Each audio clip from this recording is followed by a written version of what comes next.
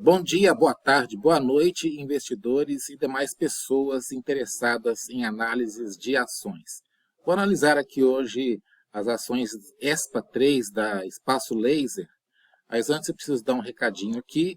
Primeiro mostrando aqui o meu blog, eu queria que vocês podem dar uma olhada nele, né? O link está aí na descrição. Aqui sobre a minha experiência profissional e acadêmica, está aqui na tela, vocês podem dar uma lida aqui.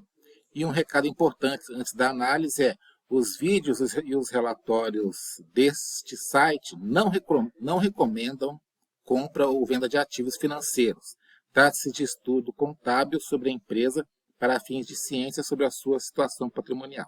O autor não se responsabiliza por eventuais prejuízos relativos a investimentos. Então vamos analisar aqui a MPM Corporeals SA, que é a razão social da Espaço Laser, o ticker é ESPA3. Aí, o IPO foi feito em janeiro de 2021. Aqui neste link, aqui, que está aí na descrição, a empresa fala um pouco sobre as atividades dela. É a maior empresa de depilação a laser do Brasil em termos de faturamento, números de lojas e clientes atendidos. Diz que está em atuação há 19 anos e presente em todos os estados brasileiros. Então, vocês podem dar uma lida nisso aí. As marcas da Espaço Laser são essas aqui, talvez vocês já devem ter visto algumas, né, facilmente encontradas por aí. O interessante aqui é que a Espaço Laser divulga o público por gênero, mulheres e homens, é que em 2019, 91% era mulher. Agora, no terceiro trimestre de 2023, era 87% mulher e 13% homem. Interessante aqui o aumento dos homens, né? Mas mesmo assim, as ações da Espaço Laser caíram aqui de cerca de R$18 do IPO para atuais 98 centavos. E a gente vai ver aqui por que caiu e as minhas perspectivas para o futuro da empresa. Então a gente vê aqui que após o IPO de janeiro, a cotação da ação era de cerca de R$18, o que dava um valor de mercado de 4,3 bilhões de reais. Atualmente, em fevereiro de 2024, depois do aumento do capital, a cotação está 98 centavos e aí o valor de mercado caiu 91%. Só para mostrar aqui que o efeito que a diluição faz, né, na atual quantidade de ações, o preço da ação teria que ir para R$12 para atingir o valor de mercado anterior quando estava 18, quer dizer, para chegar a R$18, a empresa teria que melhorar e melhorar muito, né? Obviamente, parte dessa queda aqui, a partir de julho de 2021, é por causa da forte alta da Selic, né, que subiu fortemente aí de 4% para 13%. Né? Então, essa forte queda aqui também é a queda da Selic. Eu suponho que se a Selic não caísse, não subisse tanto, acho que a Espaço Laser iria estar aqui em torno de R$5, até porque ela teve que fazer aumento de capital aqui, aumento de capital para quitar parte do endividamento. Bom, a IPO, a oferta pública inicial, foi feita principalmente para comprar partes restantes nas empresas em que a Espaço Laser possuía controle. Basicamente, foi para comprar a parte dos franqueados em várias lojas de sucesso. Aqui está um trecho do prospecto definitivo, né? Então, parece que ela comprou caro, tá? Parece que ela comprou caro, como a gente vai ver adiante. O aumento de capital de agosto de 2022 foi feito ao preço de R$1,92 por ação, muito inferior ao preço da IPO, que foi feito a R$17,90 em janeiro de 2021. As razões do aumento de capital foi para, basicamente, redução da dívida, certo? E aqui, mostrando um dos motivos aí da necessidade de fazer aumento de capital. Em 2019, 2020, a margem bruta da empresa era muito boa, ali perto de 60%, 50%. Aí, a partir de 2021, a margem bruta cai e está atualmente perto de 40%. A Espaço Laser divulga a margem bruta gerencial, que é o balanço com ajustes, e a margem bruta da DRE oficial. A gente vê aqui uma forte queda da margem bruta na DRE oficial, que é a linha laranja, por causa do Covid, né? No Covid, a empresa praticamente fechou E aí, como não tinha receita praticamente, a margem bruta foi lá para baixo, né? Foi até negativa, porque ficou só os custos, né? E a receita sumiu. Então, essa parte aqui de 2020 é, é relativa ao Covid. No gráfico ajustado, a gente vê que no gerencial, na linha azul, a margem bruta tem tendência de queda. Aqui a gente vê que a partir de 2021, 2022, a margem bruta começa a dar sinais de melhora, mas ainda cai, né? A gente vê aqui que começa a melhorar, mas ainda cai. Isoladamente, é até um bom aspecto a partir daqui, tá? Mas olhando todo o conjunto, a gente vê que isso aqui não é bom. Então, o forte prejuízo de 2020 refere-se a paradas por causa do Covid, porque a empresa de depilação teve sérias restrições de atividade por causa daquele evento. O gráfico abaixo da margem líquida, aqui nós vamos falar de lucro líquido, né? Mostra que o lucro líquido também tem tendência de melhora após 2022. Significa que a empresa, apesar de mostrar fraqueza na lucratividade, mostra leve sinal na melhoria de lucratividade. Então, a gente vê aqui, olhando a linha gerencial, né, que é ajustada pela própria empresa, a gente vê que o pico da queda foi aqui em 2022 e ela começou a melhorar a lucratividade, dando um pouquinho de lucro em 2023. Mas olhando todos os aspectos, a gente vai ver que a coisa está ruim ainda. A gente vê aqui no gráfico do resultado financeiro sobre a receita líquida. Então, nós vemos aqui que o resultado financeiro ele consome enorme parte da receita líquida, por causa da dívida, né? Aqui começou a dar uma melhorada a partir de 2021, mas mesmo assim, 15% da receita ou 14% da receita é muito alto. Então, é resultado do grande endividamento e da Selic alta, que subiu fortemente a partir de junho de 2021. Essa melhora aqui, eu acho que não vai resolver o problema da empresa, porque a dívida ainda está muito alta. E aqui a gente vê a alavancagem, dívida financeira sobre a receita líquida. Apesar de leve melhora das margens, margem de lucro, a partir de 2022, a alavancagem sobre a receita, no gráfico acima, mostra que ainda é muito alta, de 4,15 vezes sobre a receita. É altíssima. O ideal é que fosse no máximo de 0,4 vezes, ou seja, essa dívida da empresa tinha que ser 10 vezes menor. Em um cenário de alta taxa de juros. Se a Selic tivesse a 2%, aí até poderia admitir uma dívida alta, sim, mas com a Selic, se ela cair, vai cair no máximo a 7%, muito otimista, né? Se for muito otimista, a 7% ao ano, né? Então, é uma dívida muito alta. E a alavancagem já foi pior aqui em 2022, que estava 4,89 vezes, né?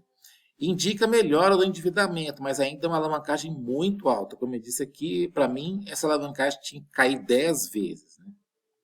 E agora, por quê? Agora a gente vai olhar aqui mais amplamente, né? Por que as ações caíram tanto, né? As dívidas financeiras, aqui que é a linha laranja, se contar que sempre partindo do último trimestre de 2019, com base 100 aqui, tá? Aqui a gente vê que a linha laranja, que é das dívidas, sobe mais do que tudo. Então já dá para ver que o problema da empresa foi dívida. Os investimentos, ela comprou um monte de empresa e pagou caro por elas, subiram bastante também, quase na proporção da dívida. Né? Porque ela pegou a dívida e foi comprando empresas, comprando lojas, etc., investindo. Mas aí a gente vê o problema. Aqui o GMV dela, essa linha azul clara, que é as vendas gerais, sobem muito menos. E o lucro bruto, que é a linha amarela, a gente vê que cai a partir de 2021 e segue subindo menos até do que a receita, que é a linha cinza. Né? O número de lojas, ele sobe menos do que a dívida. Então, as dívidas financeiras subiram mais do que os outros itens, o que é um péssimo sinal. Os investimentos subiram também, revelando a estratégia da IPO, comprar outras lojas, especialmente franquias da própria Espaço Laser. Parece que a empresa pagou bem caro porque não houve performance. A receita subiu menos e menos ainda o lucro bruto. Então, o lucro bruto, que é a linha amarela, você vê que ele sobe menos do que as outras linhas aqui, só sobe um pouco mais do que as vendas gerais do GMV. O GMV da empresa, que é o tal do System Wide Sales, corresponde às vendas brutas totais das unidades de espaço laser, como se a participação detida pela companhia fosse 100%. Quer dizer, ela pega as vendas de todo mundo e só para mostrar como todo mundo está vendendo, mas a Espaço Laser tem um percentual sobre esse GMV. Ele subiu ainda menos do que a dívida. O resultado é péssimo, né?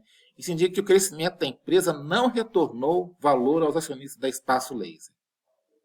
Concorrência. Ao que parece, a Espaço Laser enfrenta ferrenha concorrência.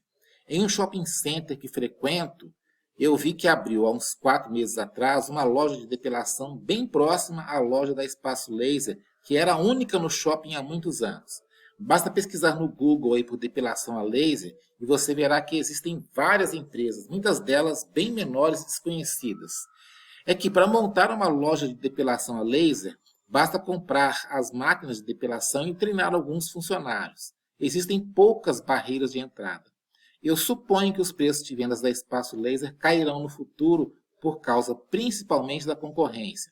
Sua margem bruta, que caiu a partir de 2019, principalmente por esse motivo, pode cair até mais. Eu suponho que a margem bruta futura da Espaço Laser vai parar perto de 25% com a futura queda dos preços de vendas. Então aqui o gráfico de novo da margem bruta ainda está num nível muito bom aqui de 40%, mas a tendência de queda. Eu suponho que a margem bruta vai parar mais ou menos aqui, ó, 24%, 25%, por causa da concorrência principalmente. Aqui porque a gente falou da margem bruta, vamos falar o que está abaixo da margem bruta, que são as outras despesas, né? Pessoal, gerais administrativas, marketing e depreciação. Então aqui tudo em percentual sobre a receita líquida da DRE gerencial, quer dizer, já é DRE ajustada pela própria empresa.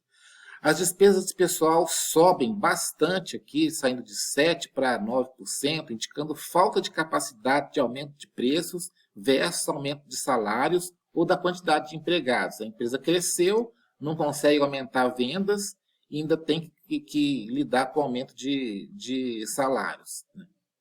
Os gastos de marketing caem um pouco, mas sobem a partir de 2021. Marketing é a linha cinza, né? Isso indica que a empresa não pode deixar de investir em publicidade devido à alta concorrência. Então, se ela ficou satisfeita em reduzir despesas de marketing em 2021, até porque tinha o Covid, né? Era difícil de investir, ela teve que voltar a investir em marketing, né? Saindo de 3% da receita para um pouco mais de 5%, quase 6%. Então, ela tem que gastar em marketing e bastante, né?